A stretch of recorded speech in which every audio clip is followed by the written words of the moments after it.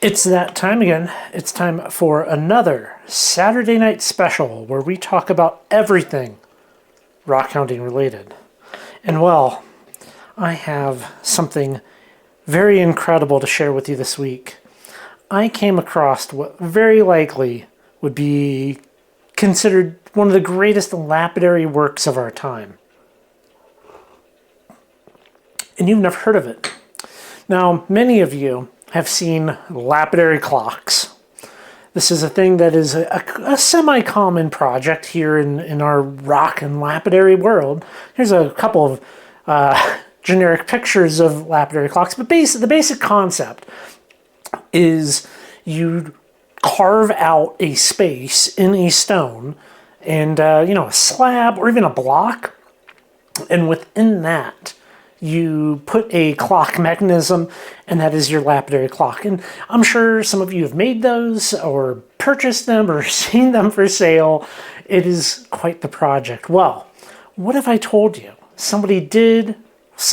a group of people made a lapidary clock that's kind of the opposite of what you have seen before? Well, I would like to tell you a little story this evening and share with you something that is, by all accounts, absolutely magnificent. Now, we're going to time travel.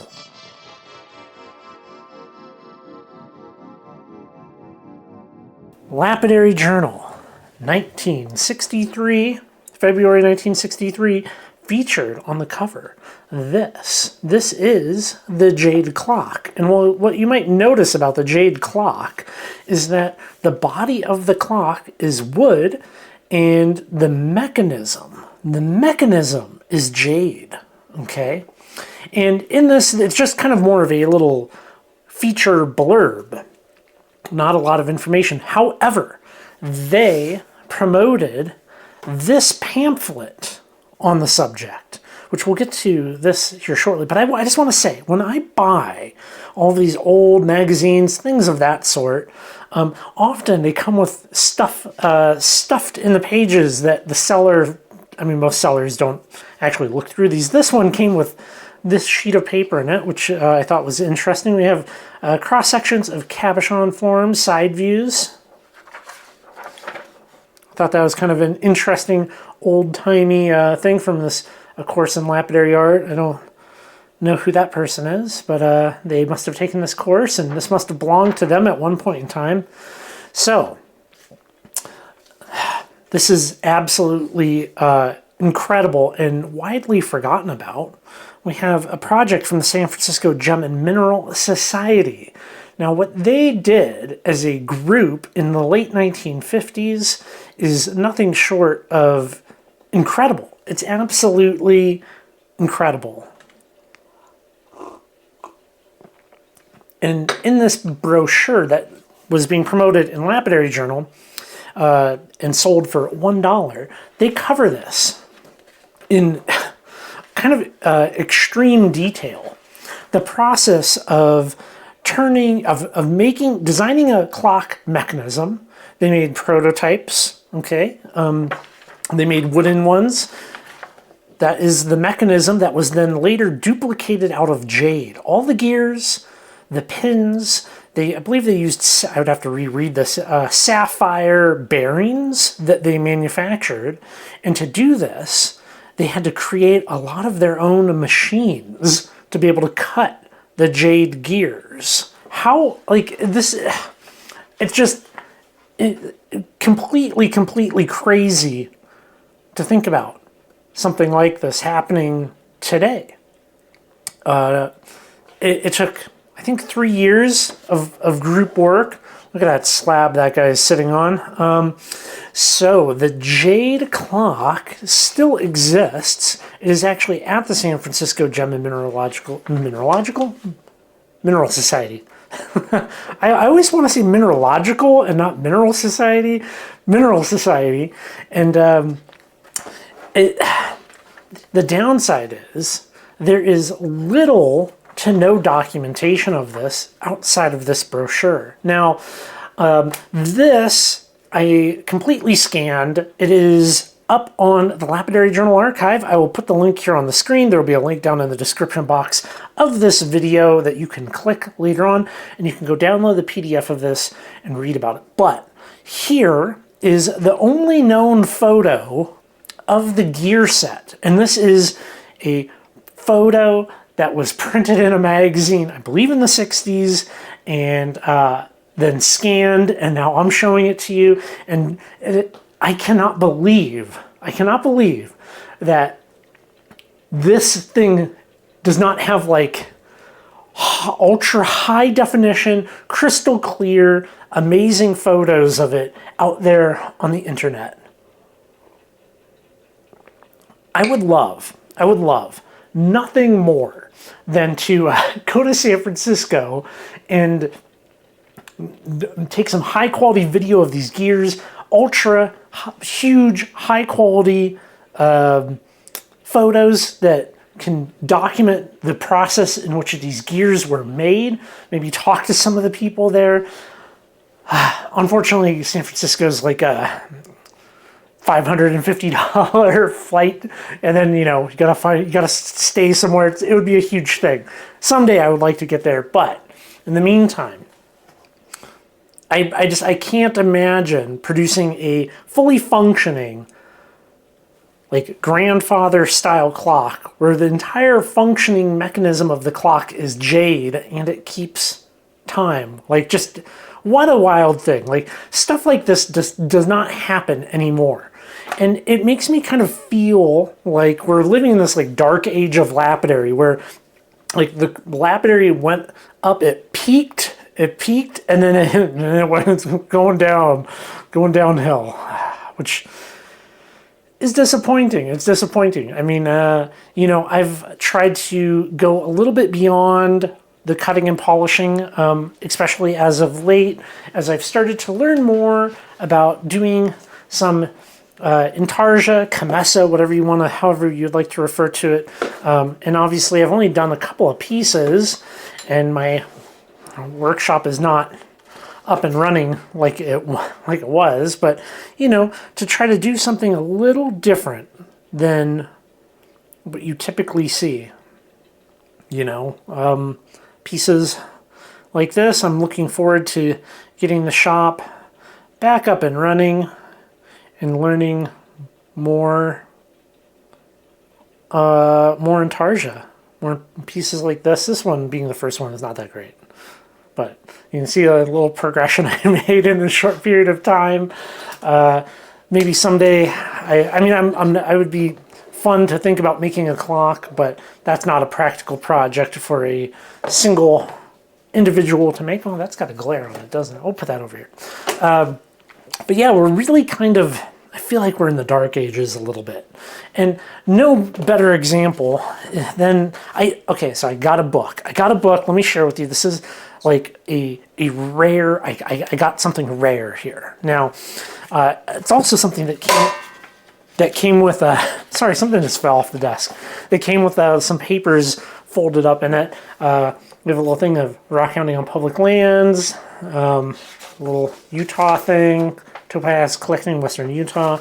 I just think it's kind of fun when stuff comes crammed into something else. A book, little pieces folded up. All right, I got one. Minerals and Mineral Localities of Utah. Okay, July 1960. Now, this was reprinted in 1980, and when they reprinted it, they left out a whole bunch of like maps, and there's different things that got left out. So I got this, and the 1981 that you can, I believe there's somebody selling it right now for $80, or you can have it on PDF. You can just Google it and get the PDF. But this is what you want out of a book.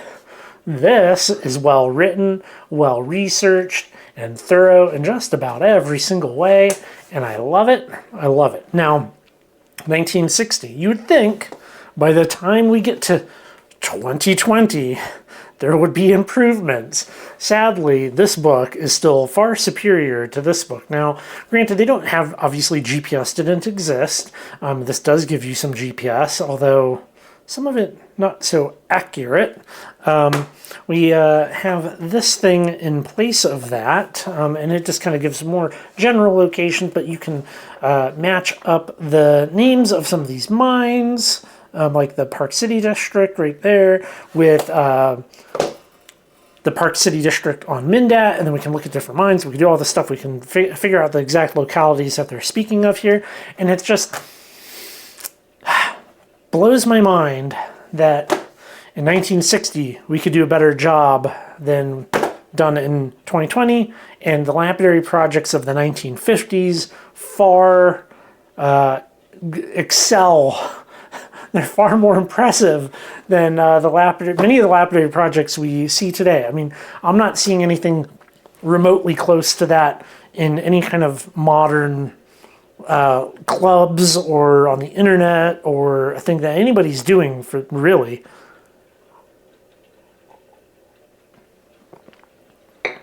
Well, we went this past week. We went up to Mammoth Creek. We found some rocks, and these, like, I want to tell you a little story here, because things have changed over a long period of time as I've made videos, and a lot of it has to do with how things are shown. I got a number of comments on this video up there at Mammoth Creek, and I've gotten comments over the past maybe year that have kind of increased with time, basically saying that the things that we find aren't that good, or the things that we find aren't as good as the things other people find. And I'm always surprised by that. And I think it is not the things that I find. I think it is that, man, you know what? Okay, there's no way to beat around this bush. You're watching this recorded in 4K on a relatively expensive camera and camera lens that accurately reproduces reality. And very often, what you're seeing on other YouTube channels does not reproduce reality. They are using cell phones, and I'm not knocking the use of cell phones, but they are now deceptive. See, here's the thing. When I started this YouTube channel, I originally was recording these videos on a GoPro Hero Session, which that was like this like little like tiny cube action camera that I found. And then I want to say I was using a very early Samsung Galaxy phone. And then eventually I filmed like, I probably made like 300 videos with a Samsung Galaxy S10, I believe, S10. And that camera on there really did a good job of accurately reproducing the colors that I would see. And things looked good. And you could look at something colorful and it felt true to life. I got some Post-it notes there. Look, those are what you're seeing and the actual colors of these is spot on because of this setup. Then I upgraded to, let's see, I went through a couple of S10s over the years, and then I started filming on a Samsung Galaxy S21. And I was like, why? It wasn't reproducing real life.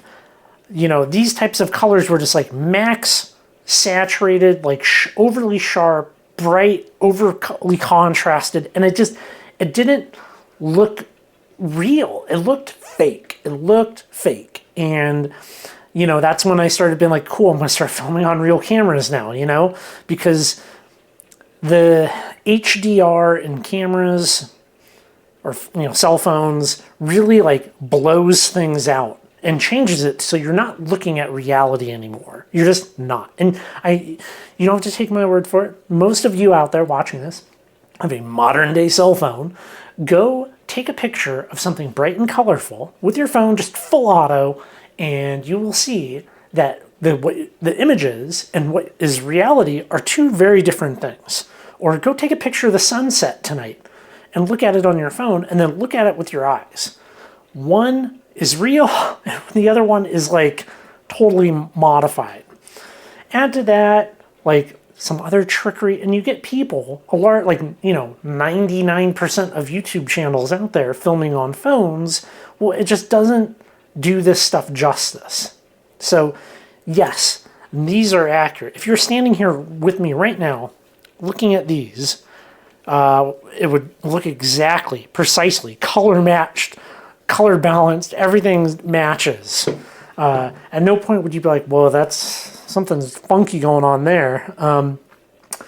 I just think it's interesting that all these people produce rockhounding content in this way that's not intentionally misleading, but it might be, like an example. So of this whole problem, Sarah, she bought a Pixel phone, and it wouldn't even give you the option to turn the HDR off. There was like Ultra HDR and then HDR, and it was just like the most blown out, brightly colored video and photos that you've ever seen.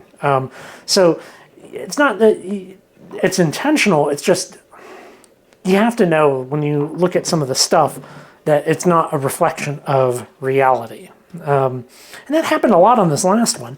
Also, making the comparison between Mammoth Creek and the Yellowstone River definitely got some people upset, which good. Go be upset. That's fine by me, because let's look at a comparison. I got a lot of stuff here. Let's clear some of this. Make a little space here. Let's we'll get these out of here. Okay, so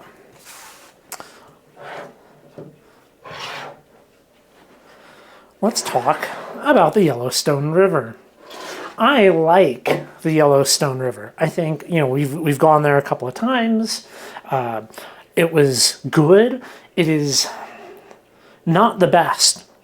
And really, when I say that, I'm not saying that like there is the best. I'm saying objectively, subjectively, however you want to measure it, no rock hounding spot is quote unquote the best. They are all different, and they have their own kind of pluses and minuses, and there's minuses here, there's minuses here, there's pluses here, and there's pluses there. One of the things that kind of sucks about the Yellowstone River is you're often right next to the freeway, or like you can hear the freeway. It's just often not a very peaceful rock hounding experience. The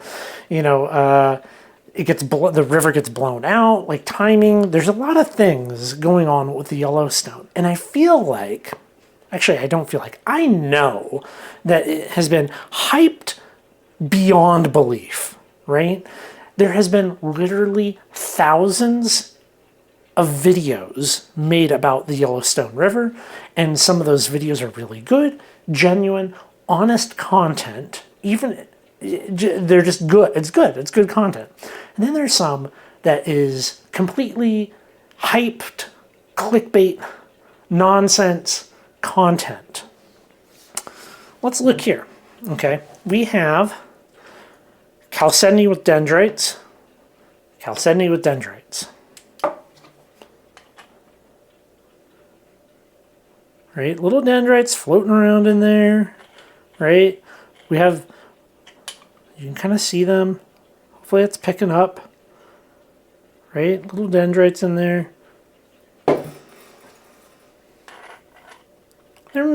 There's like, you can kind of see them backlit right there. We got some we'll have like some ribboning or something in that. Okay. One person commented that these don't lack, they lack the luster that Yellowstone River agates have. Really? The luster. Are we looking at the same thing?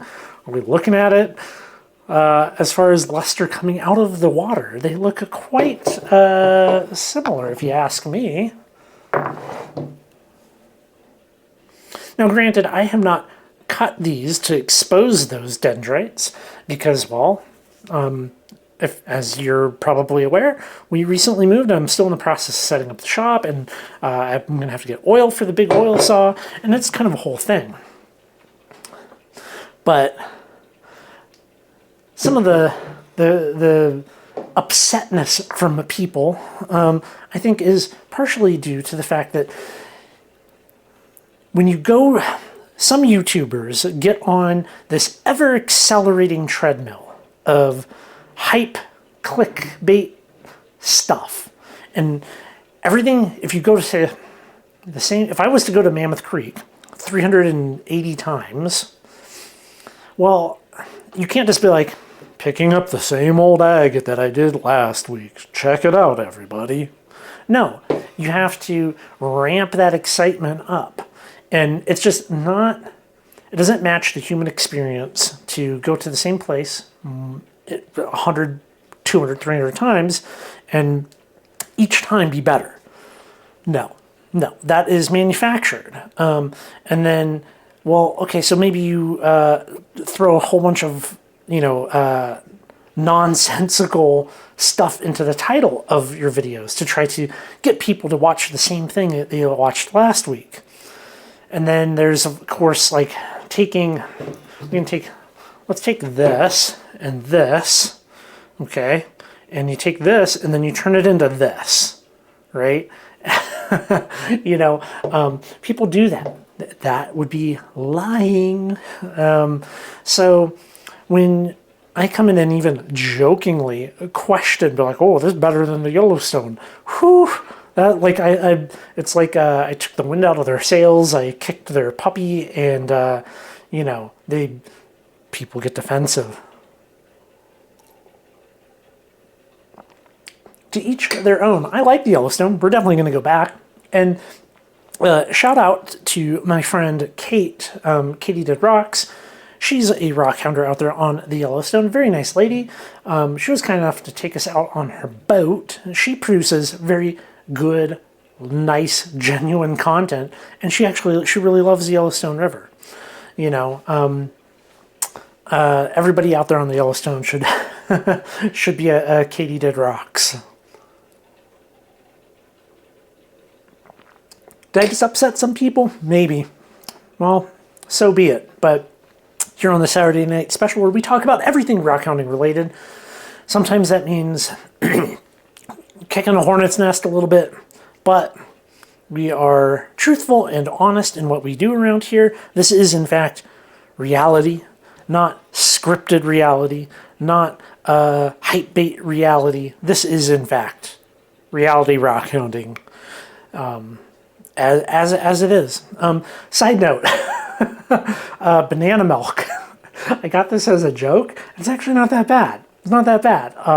It was obviously, I think it was discounted at the grocery store. I don't know if it would be having much more banana milk, but kind of tastes like a pureed banana with like, I don't know, like a melted soft serve or something like that. It's not bad. Not bad. I thought it was kind of disgusting at first, like, oh, if you've ever had Runts candy, I was imagining like liquid Runts, which that is not a good flavor. Thankfully, it's not that, but I think we might be getting back to the regular things in the coming the coming Saturday Night Specials. Speaking of which, since you guys made it to the very end, let me show you something that is coming up, which I think is pretty cool. Okay. Well, thank you all very much. I appreciate you. Please understand that there can be multiple localities having similar material, and that doesn't make one better or worse. They're just different. It's just different. No need to get upset unless, I guess, you're a YouTuber with a stake in the game of making sure the rocks that you find are the very best in the human world. Okay, that's it. All right, thanks, guys.